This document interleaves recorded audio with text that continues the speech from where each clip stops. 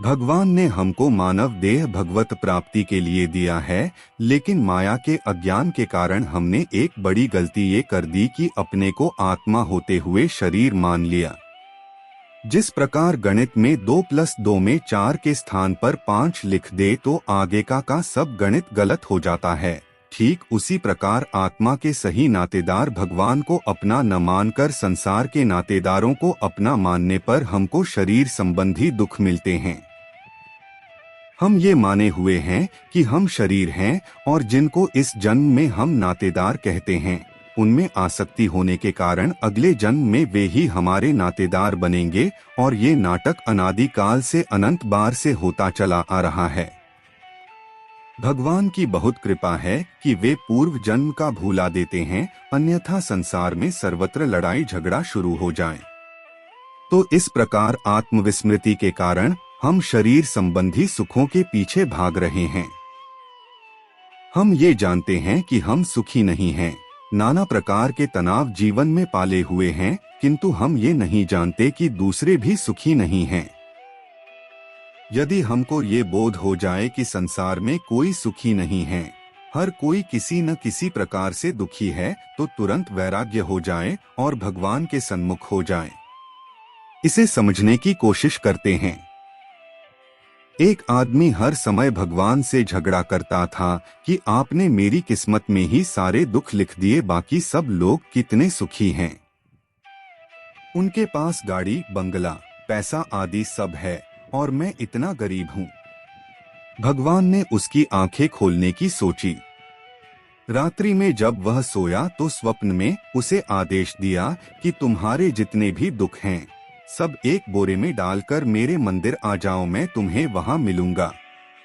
उसकी नींद खुल गई। उसने भगवान की आज्ञा पालन करने का सोचा और उनका आदेश मानकर सारे दुख बोरे में भरकर सुबह अंधेरे अंधेरे घर से निकल पड़ा।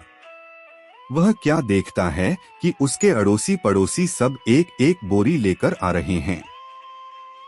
वह सोच में पड़ गया, इन्हें भी दुख है, भगवान ने इन सबको भी स्वप्न दिया है।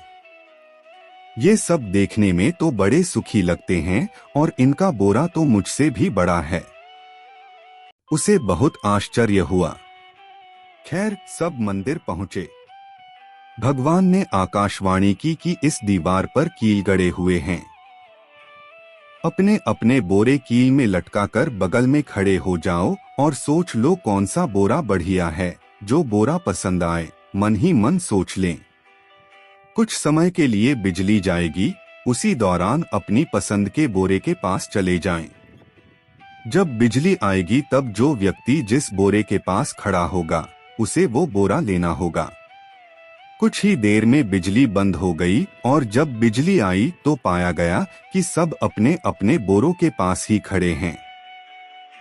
ऐसा इसलिए हुआ क्योंकि हर व्यक्ति ने थी सोचा स्वयं के दुख तो वह जानता है, परंतु दूसरे के बोरे में क्या निकले नहीं जानता। हो सकता है कुछ ज्यादा दुख निकले। तो इस प्रकार यह भ्रम दूर हो गया कि हम ही दुखी हैं, बाकी सब सुखी हैं। जब तक भगवान को प्राप्त नहीं कर लेते तब तक कोई भी सुखी नहीं हो सकता।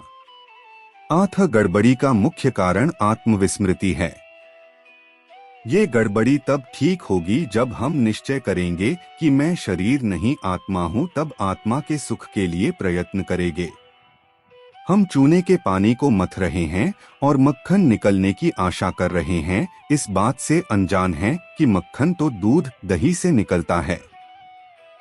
हम गलत जगह कोशिश कर रहे हैं।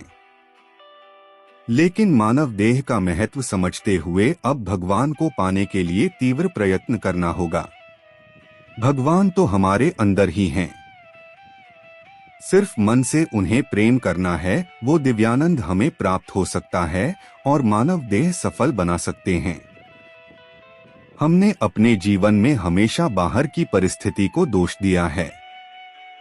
जीवन भर कभी परिवार वालों पर, कभी मित्रों पर, कभी परिस्थिति पर दोषारोपण किया, किंतु कभी अपनी जिम्मेदारी नहीं मानी।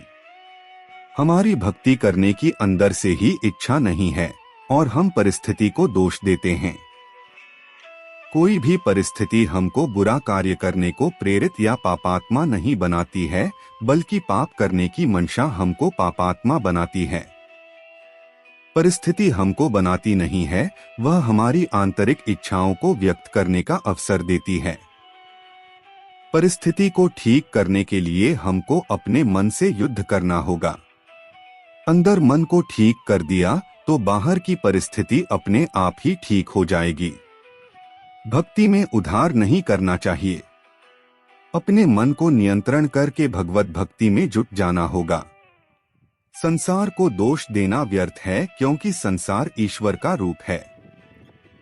ईश उपनिषद के प्रथम मंत्र के अनुसार भगवान ने संसार बनाया ऐसा नहीं है, वरन भगवान ही संसार बन गए। जैसे मकड़ी अपना जाल बनाने के लिए धागा अपने अंदर से निकलती है, अर्थात मकड़ी स्वयं धागा बन जाती है।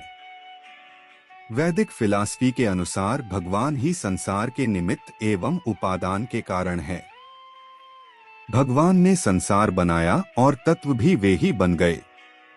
संसार भगवान का ही रूप है। भगवान का रूप होने के कारण इस संसार में कोई त्रुटि नहीं है। संसार बिल्कुल ठीक ठीक बनाया गया है, इस लक्ष्य से कि जीव अनादि काल से मायाधीन है, दुख पा रहा है, तो ठीक ठीक उन्नति करके मायातीत हो जाए। परंतु लोग प्रश्न करते हैं कि यदि संसार भगवान का बनाया हुआ त्रुटि रहित है, तो फिर मनुष्य को दुख क्यों है, तरह तरह की बीमारियां क्यों हैं?